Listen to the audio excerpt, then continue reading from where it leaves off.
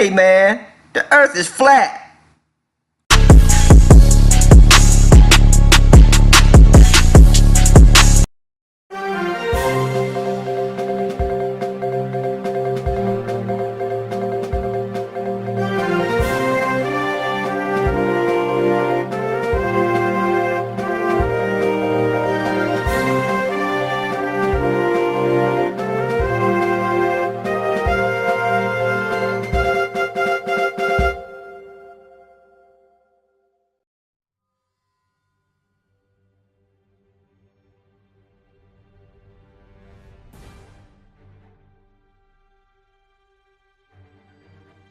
This is Richard, who says, is the Masons' doctrine compatible with Christian doctrine? Can someone practice the Masons' faith and be a born-again, full gospel believer? I don't believe you can. There was a man named Pike, and some people questioned Pike, but he was apparently a 33rd degree Mason, and he wrote a book outlining the beliefs of the Masons, and some pretty horrible stuff in there.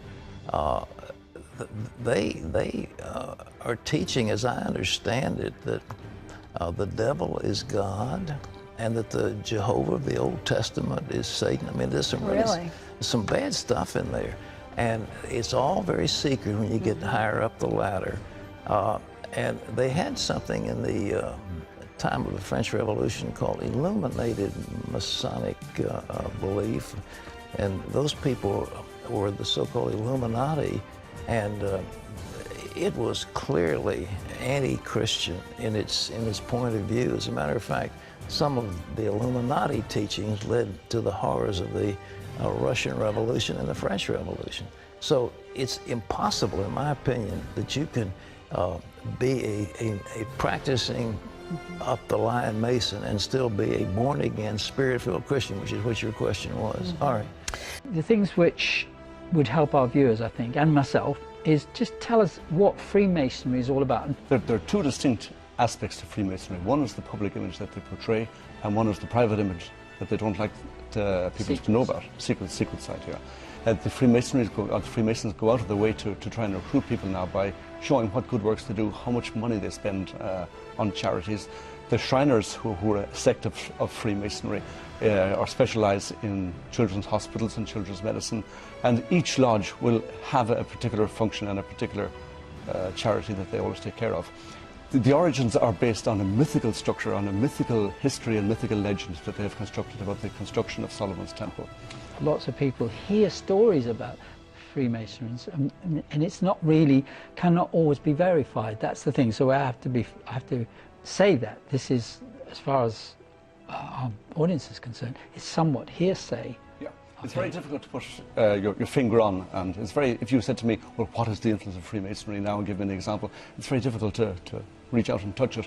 But once you know how their mind works and how their rituals work, you begin to see evidence of it everywhere. In architecture, in symbols. For example, the black and white symbol. You see, say in Westminster Abbey, the floor is black and white. That is the basic symbol of equality between Lucifer and Jesus that they use. It was the battle of the Templars, the battle of Beauson flag of the Templars, and it's omnipresent. You see it on the UK police forces, on the checkered cap band is black and white. You see it in ambulances. And once you start to see these things, they're everywhere. It goes back to Egyptian sun god worship. The Freemasons say that you must have a belief in a supreme being in order to get in, and they'll open the Bible, but they will have the dividers and set square on top of it. So in fact you're taking those to Lucifer, because that is the symbol that they use for Lucifer, although they won't say it. Anything here, just as a closer, that you'd like to share that was quite profound for our audience? All I can say is that I pray that being on the program will open the eyes of some people, and that some people who are wavering, might have had second thoughts about it, please do entertain a second thought, because Freemasonry is demonic, there is no doubt about it. They will kick and scream and say, no way, we're a charitable organisation. They're not. They are of Satan. And if you are a Christian, you cannot be a Mason. Lucifer, what is your problem? Just that, sir. Okay. I'm a Christian, sir. I'm pure and virtuous and wholesome and innocent.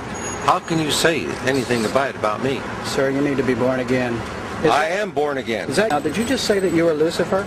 I am Lucifer. Okay, define Lucifer for me. Pure, virtuous, wholesome, innocent individual that's out to help people. Lucifer is? Yeah. Say that again. Lucifer is a pure, holy, Virtuous. virtuous. Now, is he the Lucifer that God created? That's the same one. Oh, man, this is great. I'm going to put this on the internet. Oh, Amen. God bless you, Amen. brother. Because that's exactly what the Shriners and Masons teach, is that Lucifer is light. No. And you're, What you're about those confirming it. hospitals? You know what, sir? Jesus said, many will say to me on that day, Lord, Lord, we did not do these good deeds in your name. And you'll say, away from me, you workers of iniquity. I never knew you.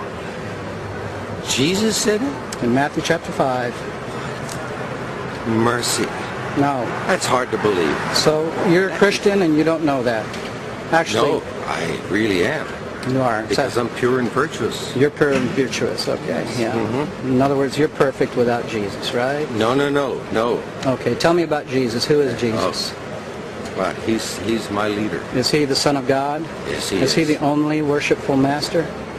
Yes. Have you ever been called worshipful master? No, because I've just been too busy. I've been working. Working. Been working to help people. What like kind you. of work? Okay. Get out of here. See, this is what a Mason confesses, is that Lucifer is light. You heard it?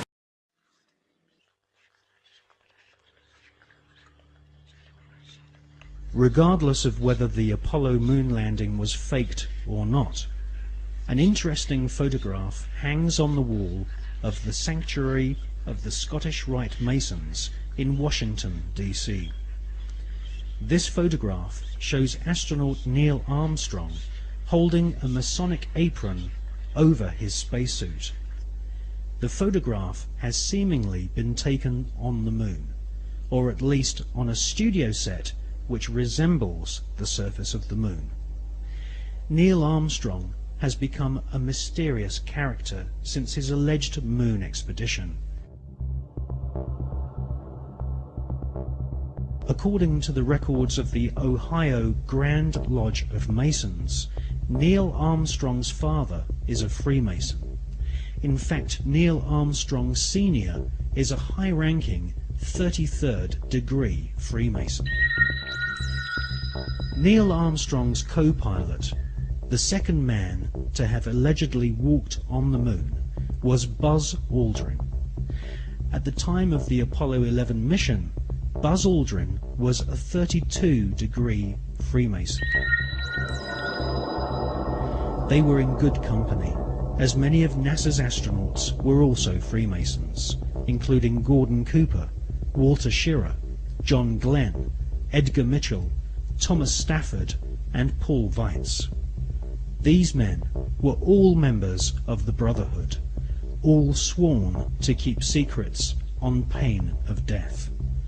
These astronaut Masons were under the leadership of Kenneth Klangnecht, who was NASA's Apollo space program manager. According to an article and photograph published in the Masonic magazine Scottish Rite Journal, upon his return from the moon, Brother Buzz Aldrin presented a flag to Sovereign Grand Commander Smith, who was the Supreme Commander of the Supreme Council of 33rd degree Masons of the world. The flag Buzz Aldrin presented had been taken to the moon on Apollo 11.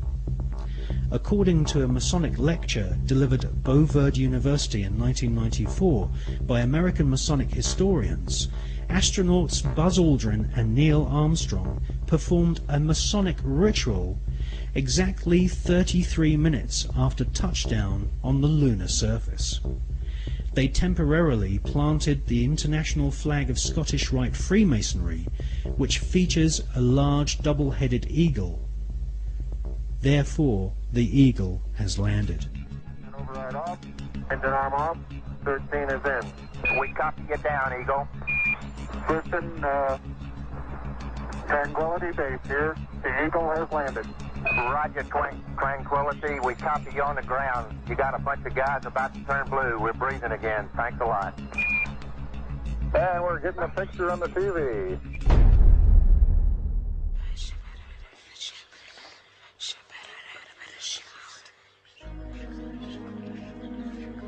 The short Masonic ritual Armstrong and Aldrin allegedly performed declared the celestial body of the moon to be the property of the Masonic God. Who is the Masonic God? As confirmed by former Supreme Commander of the 33rd Degree and Grand Wizard of the Ku Klux Klan, Albert Pike, the Masonic God is Lucifer.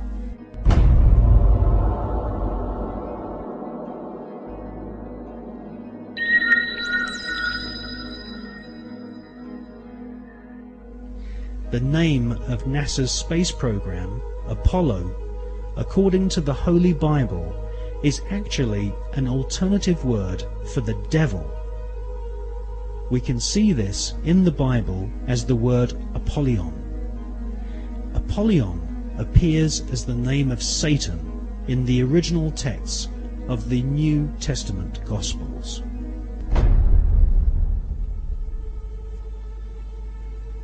Like Christopher Columbus and many explorers before them, Armstrong and Aldrin used a flag to claim territory for their monarch. Upon their return, NASA Space Program Manager Kenneth Kleinecht invited the Apollo crew to a secret Masonic ceremony, which saw Kleinecht's brother be appointed to the Sovereign Grand Commander and titular head of all Scottish Rite Masons throughout the world.